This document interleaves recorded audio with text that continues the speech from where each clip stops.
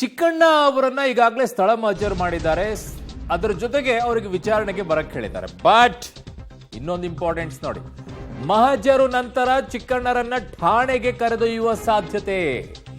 So ಠಾಣೆಯಲ್ಲಿ ಚಿಕ್ಕಣ್ಣ ಅವರ ಹೇಳಿಕೆಯನ್ನ ಕೂಡ ಪೊಲೀಸರು ಪಡೆಯಲಿದ್ದಾರೆ. ಕೊಲೆ ಪ್ರಕರಣದಲ್ಲಿ ಚಿಕ್ಕಣ್ಣರನ್ನ ಸಾಕ್ಷಿಯಾಗಿ ಪರಿಗಣನೆಯನ್ನ ಮಾಡಿಕೊಳ್ಳಬೇಕಾಗತ್ತೆ. ಕಾರಣ ಅವರು ಕೂಡ ಪಾರ್ಟಿಯಲ್ಲಿ ಹಾಜರಿರೋದ್ರಿಂದ ಎಷ್ಟೊತ್ತಿಗೆ ಆಚೆ ಹೋದ್ರು, ಎಷ್ಟೊತ್ತಿಗೆ ಒಳಗಡೆಗೆ ಬಂದ್ರು, ಸುಳ್ಳು ಹೇಳಕ್ಕಾಗಲ್ಲ ಇಲ್ಲಿ ಚಿಕ್ಕಣ್ಣವರಿಗೆ. ಕಾರಣ ಏನು ಅಂದ್ರೆ ಅಲ್ಲಿರುವಂತಹ ಸಿಸಿ ಕ್ಯಾಮ್ರಾ ಫುಟೇಜ್ಗಳು. ಚಿಕ್ಕಣ್ಣ ಅವರು ಸುಳ್ಳು ಹೇಳಿದ್ರು ಕೂಡ ಸಿಸಿ ಕ್ಯಾಮ್ರಾ ಸುಳ್ಳು ಹೇಳಲ್ವಲ್ಲ, ಎಷ್ಟೊತ್ತಿಗೆ ಆಚೆ ಹೋದ್ರು, ಎಷ್ಟೊತ್ತಿಗೆ ಒಳಗಡೆಗೆ ಬಂದ್ರು ಅಂತ ಹೇಳಿ ಅದು ಸುಳ್ಳು ಹೇಳಲ್ಲ.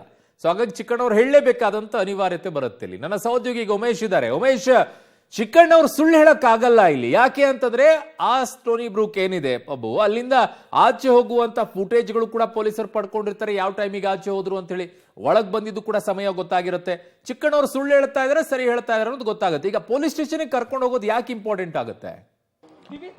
ಅರುಣ್, ಈಗಾಗಲೇ ಈ ಪ್ರಕರಣದಲ್ಲಿ ಪ್ರಾರಂಭದಿಂದಲೂ ಕೂಡ ಪೊಲೀಸರು ವಿಚಾರಣೆ ಮಾಡಿರುವಂಥದ್ದು. ವಿಚಾರಣೆ ವೇಳೆಯಲ್ಲಿ ಪ್ರತಿಯೊಂದು ಮಾಹಿತಿಯನ್ನು ಕೂಡ ಬಹುತೇಕ ಈಗ ಕಲೆಕ್ಟ್ ಮಾಡಿರುವಂಥದ್ದು. ಅದರಲ್ಲಿ ಮುಖ್ಯವಾಗಿ CCTV ಕೂಡ, ಅಂದರೆ ಈ ಪಬ್ಗೆ ಎಷ್ಟೊತ್ತಿಗೆ ಯಾರೆಲ್ಲ ಬಂದಿದ್ರು, ಅವತ್ತು ಏನೆಲ್ಲ ಆಯಿತು ಅನ್ನೋದ್ರ ಬಗ್ಗೆ ಸಂಪೂರ್ಣ ಮಾಹಿತಿ ಕಲೆ ಹಾಕಿದ್ದಾರೆ. ಅದರಲ್ಲಿ ನಟ ಚಿಕ್ಕಣ್ಣ ಬಂದು ಹೋಗಿರುವಂಥದ್ರ ಬಗ್ಗೆ ದೃಶ್ಯಗಳು ಕೂಡ ಅವತ್ತೇ ಪತ್ತೆ ಆಗಿದ್ವು. ಆದರೆ ತನಿಖೆ ಹಂತದಲ್ಲಿ ಚಿಕ್ಕಣ್ಣನ ಪಾತ್ರ ಏನೋ ಇದೆಯಾ ಅನ್ನೋದ್ರ ಬಗ್ಗೆ ಪರಿಶೀಲನೆ ಮಾಡಿದ್ದಾರೆ.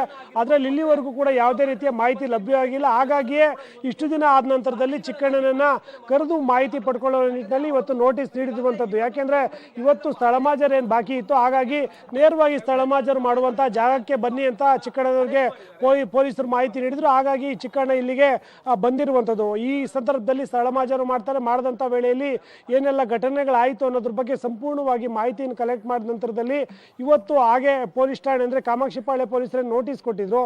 ಆ ನೋಟಿಸ್ಗೆ ಆತ ಸ್ಟೇಟ್ಮೆಂಟ್ ಉತ್ತರ ಕೊಡಲೇಬೇಕಾಗುತ್ತೆ. ಹಾಗಾಗಿ ಪೊಲೀಸ್ ಠಾಣೆಗೂ ಕೂಡ ಚಿಕ್ಕಣ್ಣನ ಕರ್ಕೊಂಡು ಹೋಗಿ ಇಲ್ಲಿ ಏನೆಲ್ಲ ಸ್ಟೇಟ್ಮೆಂಟ್ ಕೊಟ್ಟ, ಮತ್ತೆ ಆತನಿಗೆ ಏನು ಮಾಹಿತಿ ಇದೆ ಎಲ್ಲವನ್ನು ಕೂಡ ಮತ್ತೆ ಅಲ್ಲೂ ಕೂಡ ರೆಕಾರ್ಡ್ ಮಾಡಿಕೊಂಡು ಆತನ ಹೇಳಿಕೆಯನ್ನು ದಾಖಲು ಮಾಡ್ಕೋತಾರೆ. ದಾಖಲು ಮಾಡ್ಕೊಳ್ಳುವಂಥ ಉದ್ದೇಶ ಇಷ್ಟೇ ಅಂದರೆ ಈ ಪ್ರಕರಣದಲ್ಲಿ ಪೂರಕವಾಗಿ ಯಾರೆಲ್ಲ ಪ್ರತ್ಯಕ್ಷ ಸಾಕ್ಷಿಗಳಿದ್ದಾರೆ ಅನ್ನೋದ್ರ ಬಗ್ಗೆ ಪೊಲೀಸರು ಎಷ್ಟು ಜನ ಪ್ರತ್ಯಕ್ಷ ಸಾಕ್ಷಿಗಳಿದ್ದಾರೆ ಎಲ್ಲರನ್ನೂ ಕೂಡ ಕಲೆಕ್ಟ್ ಮಾಡಿ ಈ ಪ್ರಕರಣಕ್ಕೆ ಬೇಕಾದಂಥ ಬಲವಾದ ಸಾಕ್ಷಿಗಳನ್ನು ಕಲೆ ಹಾಕುವ ನಿಟ್ಟಿನಲ್ಲಿ ಇವತ್ತು ಚಿಕ್ಕಣ್ಣನ ಹೇಳಿಕೆ ಕೂಡ ಮಹತ್ವದ ದಾಖಲೆಯಾಗಿ ಉಳಿಯುತ್ತೆ. ಹಾಗಾಗಿ ಇಲ್ಲಿ ಮಹಜರ್ ಮುಗಿದ ನಂತರದಲ್ಲಿ ಇಲ್ಲಿ ಹೇಳಿಕೆ ಏನು ನೀಡಿತಾರೆ ಅದೇ ಹೇಳಿಕೆಯನ್ನ ಮತ್ತೆ ಪೊಲೀಸ್ ಠಾಣೆಗೆ ಕರ್ಕೊಂಡು ಹೋಗಿ ಪಡ್ಕೊಳ್ಳುವಂಥದ್ದು.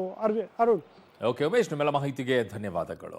ಇವರಿಗೆ ಪದೇ ಪದೇ ಈ ರೀತಿಯಾಗಿ ಅಭ್ಯಾಸ ಆಗಿತ್ತಾ ಅಂತ ಹೇಳಿ, ಕಾರಣ ಅಲ್ಲಿ ಹೋಗಿ ಕೊಲೆ ಮಾಡಿ, ಹಲ್ಲೆ ಮಾಡಿ, ಒಡೆದಾಕಿ ಅವರು ಸಾವನ್ನಪ್ಪಿದ್ದಾರೆ ಅಂತ ಗೊತ್ತಾದ ನಂತರ ಬಂದು ಪಾರ್ಟಿಯನ್ನ ಮಾಡ್ತಾರೆ.